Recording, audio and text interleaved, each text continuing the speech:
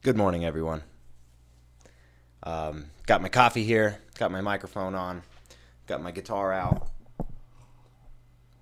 ready to get going on this morning's episode. Now, let's just hope my mic stand doesn't fall apart, which has actually happened in the middle of a stream before. Um, but hey, live and learn. You fail so that you may become stronger. Just make sure that this thing is not going to fall apart on me. Okay, so I'm going to be testing out a new series this morning. This is something I'm playing around with. Hey, my mom's here. Awesome. Ingie, hello. Nick, good morning. Good morning. So this is an idea that I kind of tested a little bit with musical mornings, and I tested a number of things with musical mornings, and something I realized with musical mornings is that I was covering too much stuff in one morning. So I'm going to be breaking those things apart and creating kind of their own separate series, right? So we had the technique. That's going to become a live stream series soon. And then we had our music theory quizzes. And you guys will notice that I've been doing 2-hour videos on that. So that's its own series now. And then we had clapping rhythm. And that's actually, check it out, guys. The book is in. This is a very small book, but it is very, oopsies, it's full. It's very full of all kinds of exercises, as you can see. There's quite a lot here. So I'm going to go through and make a video copy of this book. And once that video copy is done, I'm going to have that up on the site. So we're going to have a lot of rhythm clapping. And then there was sight reading, and I can write a lot of sight reading, right? And we're going to be doing a separate sight reading series. But this series that we're going to test out today, I'm really excited about. It's called Steal This Chord Progression. And the idea is we're going to come up with some music to write. And, you know, a lot of my members have expressed a lot of interest in writing their own music. Excellent. That's just the coolest thing ever. And that's something I would love to facilitate for you guys. So this series is going to be all about, like, let's get together as a group, come up with a key, come up with a progression, and then we're all going to flesh it out and see what we can come up with. And then you are more than welcome to, quote unquote, steal this chord progression. It's not really stealing because all the chord progressions have been used basically anyways. So I just thought that was a cool name for the series. So let me know what you guys think in the chat there. If this seems like it's something you want to attend regularly. One of the things about my site and my membership site is, and I think this is what kind of differentiates me from other people, is the fact that I really have a great interest in you guys helping me plan and design the content. You know, the stuff that you guys like doing, I want to do more of. Now, it's not 100% that way, right? So if you guys ask me to do tablature, my answer is no. And that's just because I don't do tablature. I don't think it's good. Or there's a couple other things that I'm probably not going to budge on. But for the most part, like I want you guys to let me know what you really, really enjoy. And it seems like that the sight writing portion of Musical Mornings was very, very popular. Good morning, Robert. Good morning. So today we're going to sit down and go through writing a chord progression and, you know, designing a melody and harmonizing that melody. And it's going to be a lot of fun. So I hope you have your guitar. I hope you have some coffee. Let's get started. I'm going to bring up Sibelius here on the screen. Now, I'm not affiliated with Sibelius at all, guys, but it is the software I prefer. Unfortunately, you can't get this version anymore. You have to go with their version 8 something, which is also, I think they have a subscription model now, which some people like and some people absolutely just do not like. Ingie, send me an email about the rhythm book. I think I'm not sure I can mail this thing out to Turkey. So I might be able to just get you a PDF because you've been with me for a while. So I'll send you a free PDF of it. Okay, guys.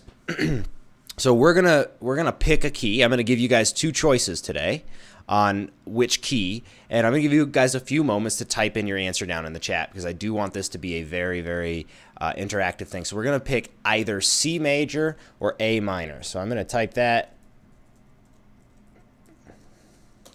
And then once you guys give me an answer, you know, type in just your preference, and it can be completely random.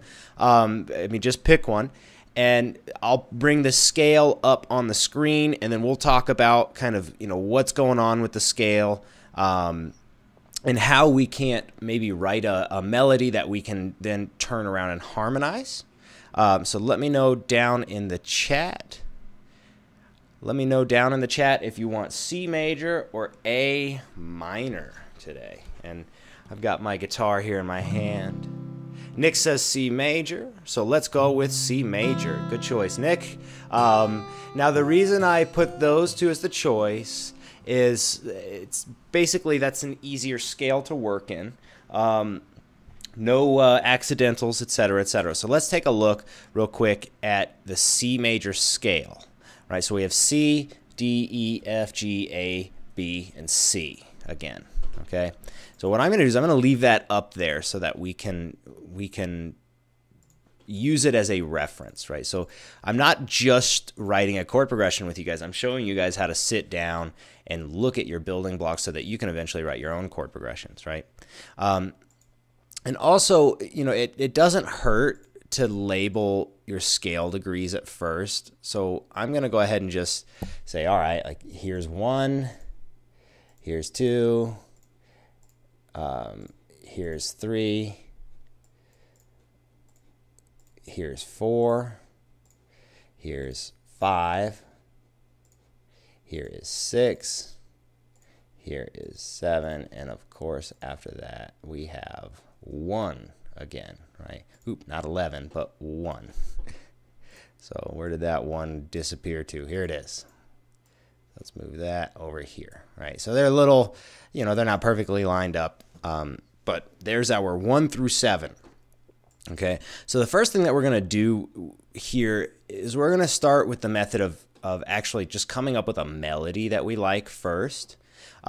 And I'm going to leave any fancy rhythm out so that we can just get a general feel. So we're just going to be doing half and quarter notes to start, and then we can work a little bit more detailed after that. So think of this process as like some of it is just drudging up your clay.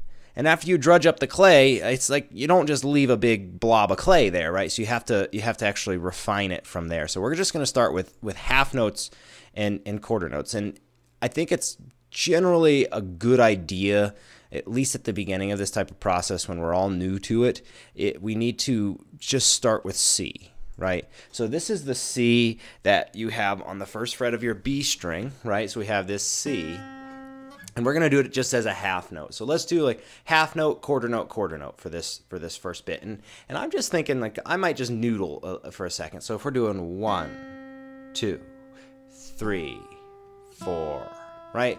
And that I like that. So that's C and then a G, E. And we're not going to be too picky with this, guys, because it doesn't do us a lot of good when we're just trying to come up with ideas to be too picky, right? So what I'm going to do is after this E, I'm going to put a D and then another C. And I have a specific idea in mind. Actually, let's do this. Let's do another C. I have a specific idea in mind for that C, specifically what's called a suspension. So we're going to get to what that is. But here, our melody so far is 1, 2, 3, 4. 1, 2, 3, 4. Right? So just so you know real quick, this is C, E, and G, which our 1 chord, right? Remember, so if we're going to be doing a 1 chord, we can grab every other note, every other note from the root till we have 3. So you'll see the 3 highlighted there. That's C, E, and G. And actually we have C, G, E. So it's a little bit out of order there. Let me keep an eye on the chat, okay? So we have C jumping up to G, and then down to C again. And then after that, we're going to get an open B. Now, I'm not using my classical guitar today, guys. I've got this really nice guitar that plugs directly into my system so you guys can hear it a little bit better. Now, what I want to do here is, since we're looking at this is obviously going to be a 1 chord, right? So let me know, guys, down in the chat what the next chord you think should be. But I want to say one thing before you type that in the chat.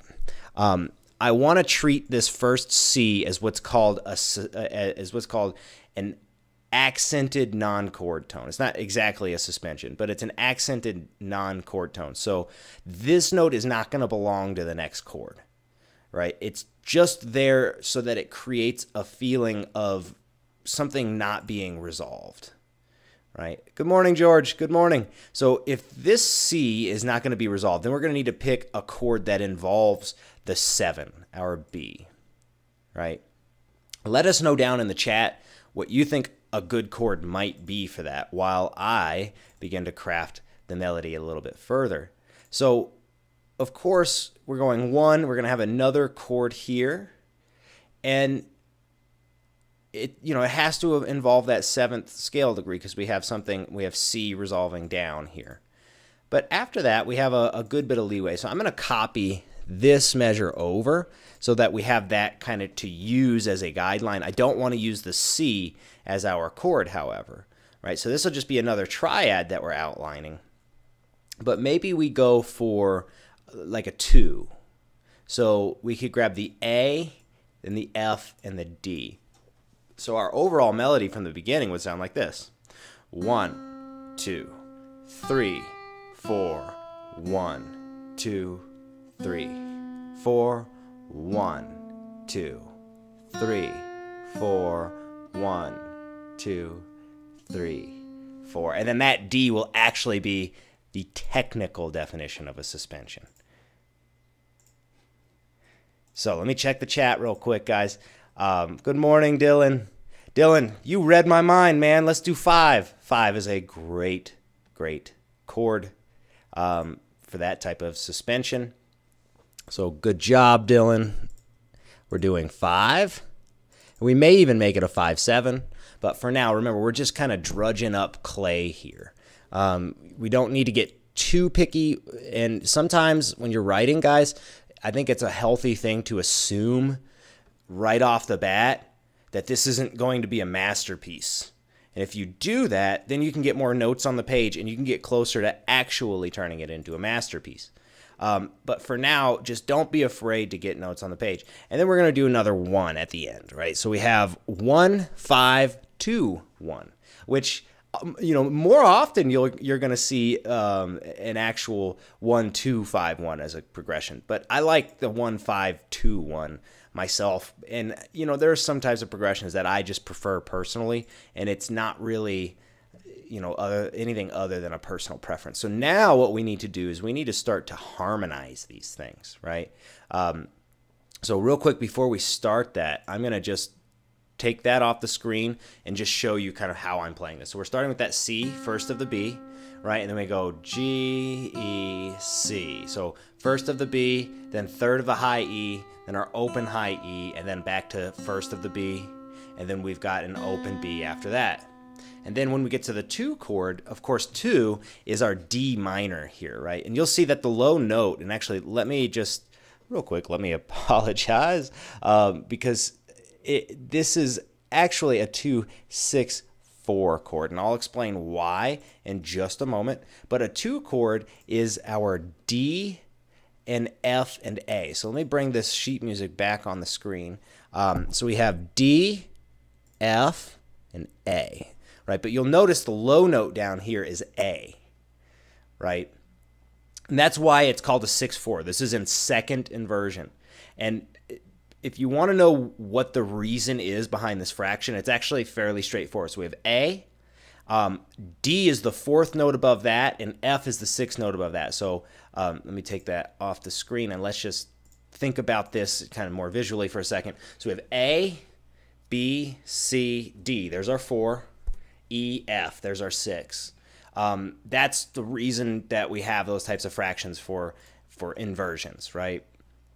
Now, we're back to our 1 here. This is a suspension. This is not a chord tone, right? Our 1 is spelled C-E-G. Our 5 is G, B, and then D, right? So if you take every other from the root, G, B, D. And this is what's called an accented non-chord tone. So it's on a strong beat, but it doesn't belong to the chord, right? Now, let's figure out maybe a little bit more of an interesting rhythm to give our melody, and then we're going to go through actually harmonizing it bit by bit. So if we have 1, 2, 3, 4, 1, 2, 3, 4. There may be a couple things that we could do. So first off, what if we do a dotted rhythm here, right? So that would give us 1, 2, 3, 4, and 1, 2, 3, 4. Right, so that is slightly more interesting, and we may even, want to add maybe some 16th notes here. So what if we did a 16th note of a D, and then an E, and then of D, so that we kind of have like a movement down to that C. So if we have 1, 2, 3, 4, and a 1, 2, 3. So 3, 4, and a 1, 2, 3, 4. But in all honesty, I kind of just like the 8th note. So 1, 2, 3, 4, and 1, 2, 3, 4. Right? So that's a pretty interesting way to do that. And then next, what we can do is, I kind of like these as a half note. Let's just adapt this type of rhythm up here. So let's get a dot here, and then an 8th note on our D there. So then what we would get overall, just making it slightly more interesting, 1, 2, 3, 4, and 1, 2, 3, 4, 1, 2, 3, 4, and 1, 2, 3, 4. So there's our melody here. Let me know if you guys have any questions in the chat. I'll have the replay for this available a little bit later today. I'm going to have to do a little bit of website work for it. Remember, I'm a one-man operation here. So sometimes I can get everything done every day, and sometimes I just can't because I'm a human. But I also have some very, very patient students, and I really appreciate that. So if we're going to be taking a look at harmonizing this, we're going to want to be using some intervals and chords that are going to work with what we're doing here. So if we're doing, I need to grab another voice here. For example, if we're going to be harmonizing C major, it might not be a bad idea to use, our C major chord. So here's a simple harmonization, right? So if we go 1 and 2 and 3 and 4 and, right? So that actually has a kind of a cool sound. And then we can, so with this next measure here, we can get a low G, and then let's get a B, D, and then we're just going to B and D, B, D, B. This is what's called ostinato, guys. Ostinato is these bass lines that bum ba ba. There's just like arpeggiating our chord progression. So what we have now, 1 and 2 and 3 and 4 and 1 and 2 and 3 and 4 and you know what? I'm not sure I like this B. I think so. Here's just something that's kind of a personal preference, and it's a personal preference of quite a lot of people too, not just me. But if you double what's called the third of the chord, you're going to get a kind of maybe a stinky sound is the best way to put it. And the third of our G chord is this B. So G, 3 is the B, and 5 is the D of the G, right? So if you listen to the difference, we're actually going to get a little bit of a clearer sound.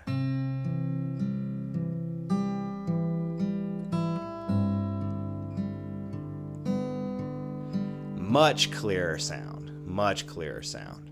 And then I would suggest if we're going to, we have this 2 labeled as a 2-6-4, but I'm actually going to change that now. And we're going to label it probably a 2-6 because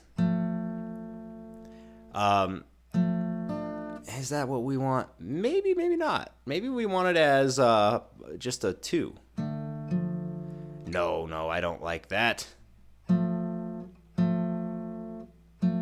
I like having the F in the bass here. The problem is actually this A in the melody here.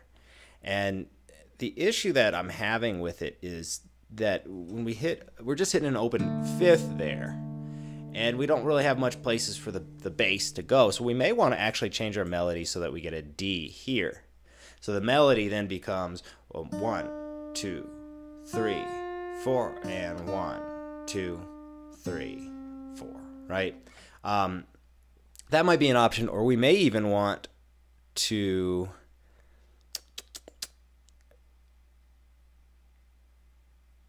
put a up here. Maybe we move it all the way an octave up. So like 1, 2, 3, 4, and 1, 2, 3, 4. That way, if we're going to be harmonizing this thing, we can actually put it in an inversion. That sounds pretty good to me. Now, it's a bit of a stretchy chord. I'm going to go ahead and show you guys what it looks like here on the screen. I've got my pinky up here on the 5th fret, and then we've got 3, 2, and 3 here, right? So this is actually kind of a tricky chord to get. So we may not want to go with that one just because of difficulty level. But for now, I'm going to go ahead and just include it. It's not the worst idea to write stuff that's maybe even slightly past everyone's level so that you guys have a lot of practice ahead of you. So let me know what you think about that chord in the chat, but I think it's a good idea to use the F as the bass note. And then we get our A and D as the other kind of 2 notes. But now we have an issue of this D running into that D. So it may not be our option, right? We may want to go with having an open D here and just bringing this to the F. Then we still have this kind of issue. So what are some good solutions? We could go the bar chord route, or also grab this D on a different string, right? So, but that's also going to have its own issue because it's going to be a heck of a stretch, right? Unless you grab, let's say, but then the A is going to be kind of off limits. So what is a good fix for that? Let's do this. We're going to create this note here. The G kind of as a suspended note. This F will take care of our 3rd, and we're going to go ahead and just grab this. And let's see where this takes us. Sometimes writing music is just a straight up adventure.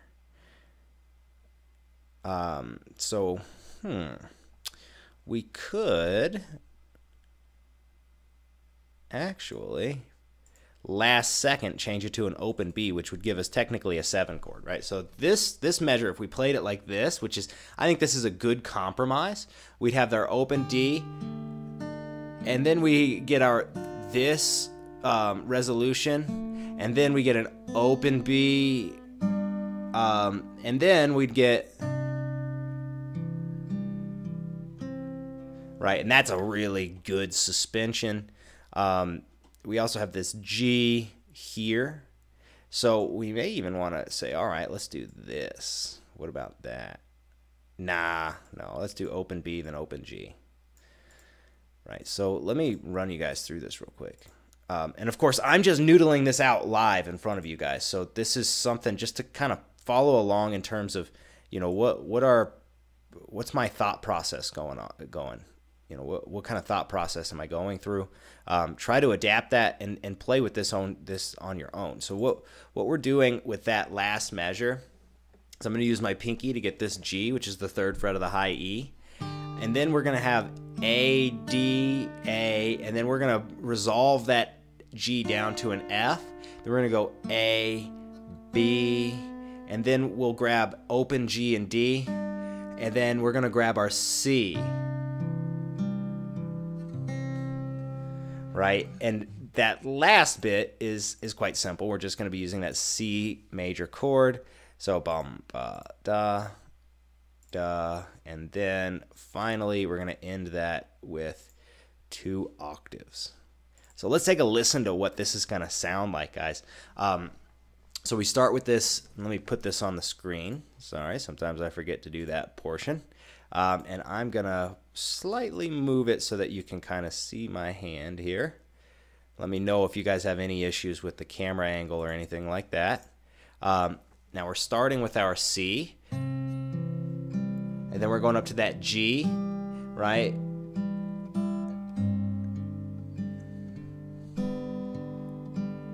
Let me scroll over. Okay, and then we're getting this open D and G, and then we're resolving it down to an F, and then open B, and then after that open B, we're going to get G and D. So we get 1 and 2 and 3 and 4 and 1 and 2 and 3 and 4 and 1 and 2 and 3 and 4 and 1 and 2 and 3, 4. So I'm going to play it a couple more times for you guys. Let me know how you like it. Again, you guys picked the key. I just wrote this in the last 27 minutes while also, talking my head off like I usually do. So again, don't expect everything to be a masterpiece, but let me know how you like it.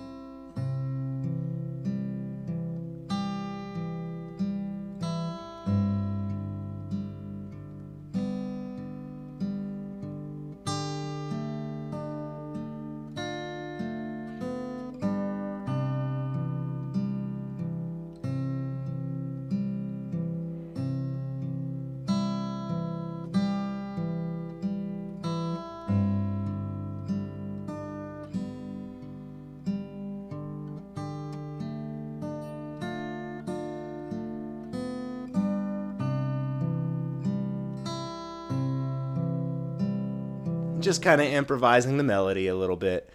There's the piece for the day, guys.